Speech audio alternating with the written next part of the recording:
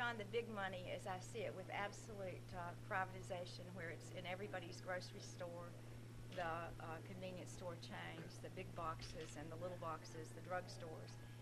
The best I could get to was about a little more than $1 billion, maybe $1.3 billion. It's one-time money.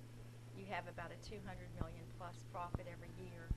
With that kind of decision, and that's big money, you lose total control in the state. You sell a resource that for 70 years has been a profit center for North Carolina and for local governments, and you do the math. You have to keep charging more on the bottles. You have to keep advertising to increase sales.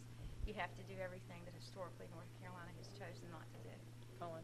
Governor, does it end here, do you think, or do you think there would still be a very strong push to go for privatization? And you mentioned it in there, but what do you do then? I would believe, Colin, that the General Assembly will study the report as I have, and that there will be some who want to privatize, and there will be others who choose not to privatize. I believe this is a great opportunity for people across the state to stand up in what they believe the state should be in the next 50 or 100 years.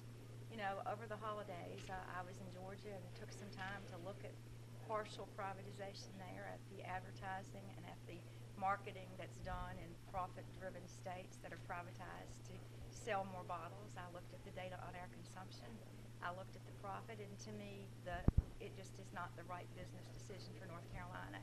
I can count on a 200-plus million revenue stream every year for our people. We have control of consumption and of sales, and to me, that's the way we should go. Governor, how does this fit in with your push to keep North Carolina government in core services? And that's a terrific question, because I had to debate that in my own head. I actually believe that this is a core service for North Carolina. This is a product that is extremely regulated for a purpose, and so I believe that the health and safety of the general welfare of the public is part of the core. I don't want to become the liquor police. I don't believe anybody intends to do that, but I think overall we have had very high success rates on drunk behavior and on excessive use of the product because of the involvement of law enforcement, and a lot of folks across the state thinks that what we have is really working fairly well, and so why fix it if it isn't broken? Josh?